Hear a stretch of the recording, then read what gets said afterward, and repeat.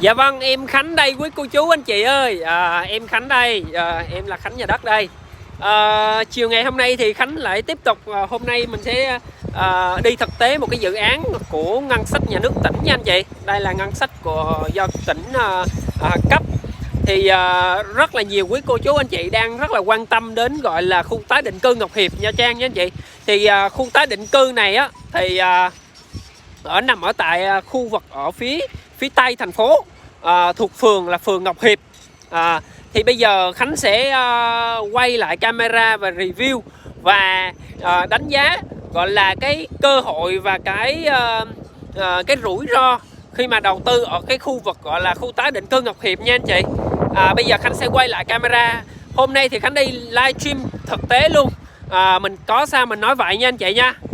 Nếu mà quý cô chú anh chị cảm thấy mà cái thông tin này của Khánh hữu ích đó, thì có thể là cho Khánh một like, tặng cho Khánh một like. Và đồng thời nữa rằng là nếu mà quý cô chú anh chị đang cần một cái thông tin gọi là thông tin quy hoạch, gọi là phân chia từng lô á, thì sau cái video này thì Khánh sẽ cập nhật một cái gọi là cái link để mà cho quý cô chú anh chị tải về ha. Sẽ có là tổng cộng là 633 nền và tổng diện tích của dự án này là 13,43 hecta, do ngân sách của tỉnh cấp nha anh chị, rót về. Thì bây giờ Khánh sẽ quay lại camera ha. Hiện tại Khánh đang đứng ở trên con đường số 4, con đường số 13. Thì tí nữa Khánh sẽ show cho quý cô chú anh chị về cái khu tái định cư này. Thì nhìn xung quanh đó, đây, nhìn xung quanh đây ha, thì cái kinh phí của tỉnh đó, nó rót về cho cái dự án này á, là 162 tỷ đồng nha anh chị. 162 tỷ với tổng diện tích là 13,45 hecta. Và trong đó là có 633 nền. Và cái nền diện tích trung bình của các cái nền ở đây á, thì nó sẽ dao động đâu đó từ thấp nhất là 60, trung bình từ 60 cho đến 107 mét vuông. Và số thửa đất ở khu vực này là được thu hồi là 440 thửa nha anh chị. Trong đó thì là số trường hợp được cấp tái định cư khoảng 90 trường hợp có nhà được cấp tái định cư nha anh chị nha. Rồi thì 633 nền thì gồm có những gì? 633 nền thì gồm có là 403 nền là tái định cư cho các hộ bị giải tỏa trong quá trình là thực hiện dự án môi trường bền vững thành phố Duyên Hải, tiểu dự án Nha Trang. Bố trí tái định cư tại chỗ là có là 100 lô và 100 lô nha anh chị. Và đồng thời là quỹ dự phòng là 130 lô. Phía trước này là một cái công viên đây anh chị. Phía trước này là một cái công viên. Đó, và những cái thông tin mà Khánh được cập nhật đó là được từ những cái tờ báo của tỉnh Khánh Hòa nha anh chị nha. Nếu mà những cái thông tin mà anh chị đang nghe thì có thể nếu mà hữu ích đến với cô chú anh chị thì hãy tặng cho Khánh một like và một đăng ký kênh để dường như rằng là để ủng hộ Khánh, để mà Khánh tiếp tục đi tìm những bất động sản, đi tìm những cái khu dự án mà có pháp lý sạch để mà quý cô chú anh chị đầu tư ha. Vậy thì cái tiềm năng, cái cơ hội đi kèm với lại là cái rủi ro nha anh chị. Vậy thì Khánh xét về cái khía cạnh một vài người anh có chia sẻ với Khánh ha.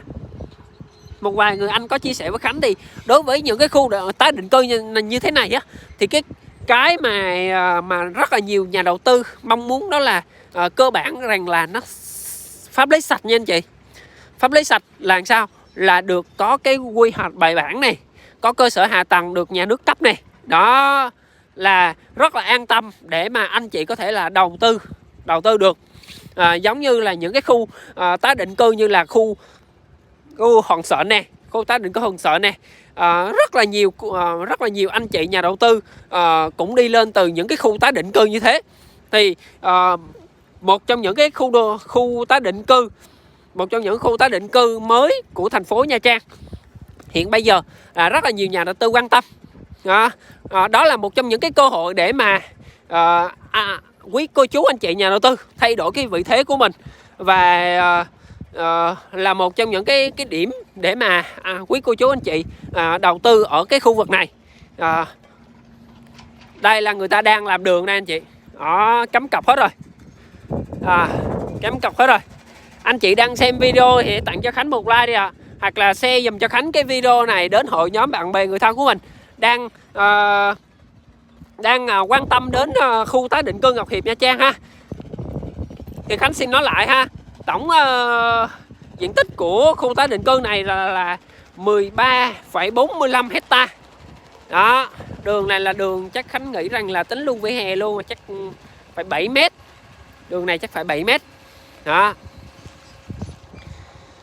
Thì nếu mà xét về nếu mà xét về về đầu tư và những nhà đầu tư sành sỏi ở khu tái định cư, đó là một trong những cái cơ hội, hoặc là cũng là một cái cơ hội để mà quý cô chú nhà đầu tư sành sỏi để mà có thể đầu tư mà ra lợi nhuận được nhanh vậy. Tuy nhiên rằng nó sẽ có một vài cái rủi ro. Thì cái này là một người anh có chia sẻ cho Khánh ha. Rồi vậy thì bây giờ Khánh sẽ nói là cái xuất bán tái định cư như thế nào. Xuất bán tái định cư như thế nào thì là bán bằng quyết định tái định cư chưa có sổ, và người mua thỏa thuận với bên bán bằng các cái trường hợp sau là: thứ nhất là bằng vi bằng này, thứ hai là giấy viết tay. Thì đất tái định cư là thường là 1 cho đến 3 năm thì mới có sổ. Thì cái thông tin này không biết là có chính xác hay là không. Thì nếu mà anh chị Khánh nói ở đây, nếu mà anh chị cần bổ sung thêm ý kiến gì thì có thể là cho Khánh cái comment phía dưới, chúng ta cùng thảo luận nha anh chị. Đó. Thì chờ cấp sổ thì nếu cái trường hợp mà khi mà anh chị đầu tư á, thì anh chị xem giúp dùm cho Khánh là nó sẽ có những cái trường hợp như sau, anh chị có thể là né ra giúp Khánh nha. Là một cái câu chuyện là như thế này: nếu mà cấp cho sổ hộ gia đình á, mà nhà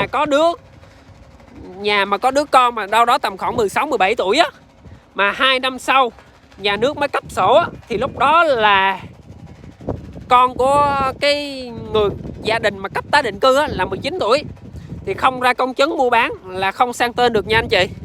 Đó, hoặc là cái người bán á, trong cái quá trình mà người bán á, là người mất á, thì con cháu hoặc là những cái người thừa kế cái ngôi thứ được luôn nha anh chị.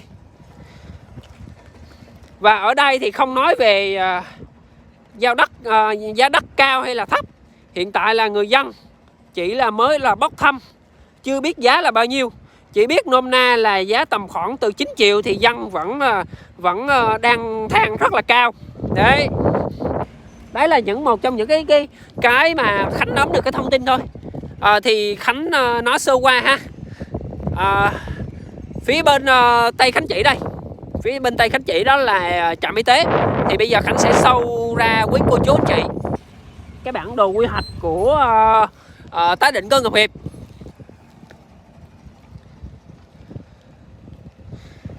Thì nếu mà anh chị cần á, thì anh chị vào cái phần mô tả phía dưới video, Khánh sẽ để lại cái link download về cái quy hoạch tổng thể của tái định cư Ngọc Hiệp, anh chị có thể tham khảo ha. Đây, người ta đang làm đường, người ta đang tưới cây đây.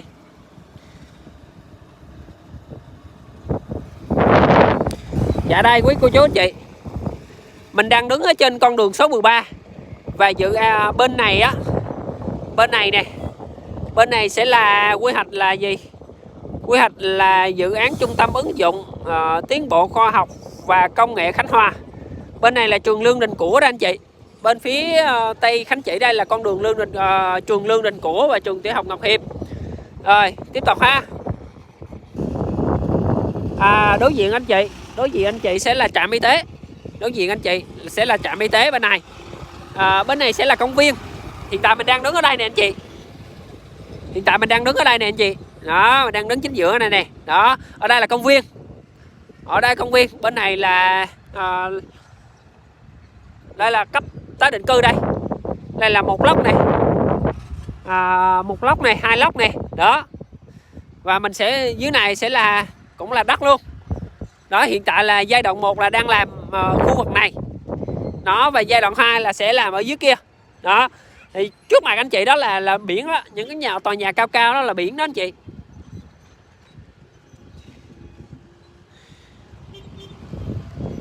Anh chị đang xem video thì hãy tặng cho Khánh một like đi ạ. Hãy tặng cho Khánh một like để Khánh tiếp tục có động lực đi thực tế đến những cái khu đất tái định cư ở đây. Bây giờ Khánh sẽ bật Google Maps ha.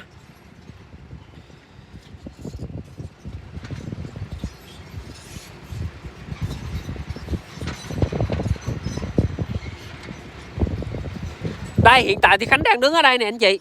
Đó, ở đây thì cái khu tái định cư Ngọc Hiệp này là nếu mà về thành phố Nha Trang á, nếu mà đi ra biển á anh chị, nếu mà đi ra biển thì mất đâu đó tầm khoảng 2,5 cây. 2,5 cây thì nếu mà tính đi theo đường chim bay nha anh chị, tính theo đường chim bay nha anh chị nha. Đó,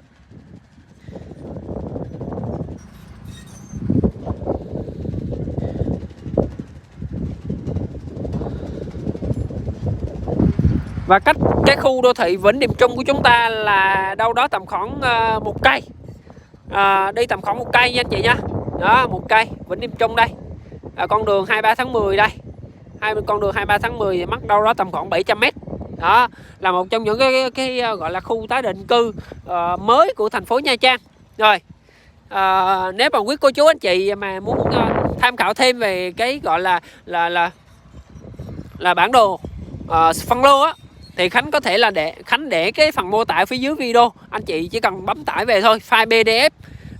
Anh chị nào cần ký gửi tái định cư Ngọc Hiệp thì có thể là gọi trực tiếp cho Khánh thông qua số điện thoại Khánh để mô tả phần bên dưới video, 0983 819 000. Đó. Rồi anh chị nào cần thảo luận về cái gọi là khu tái định cư Ngọc Hiệp này về pháp lý thì có thể là comment phía dưới bên dưới và phần mô tả video nha, để mà cùng thảo luận về cái khu tái định cư Ngọc Hiệp này. Khánh xin kết thúc video này. Cảm ơn và hẹn gặp lại quý cô chú anh chị vào những video tiếp theo. Khánh xin kết thúc video này nha.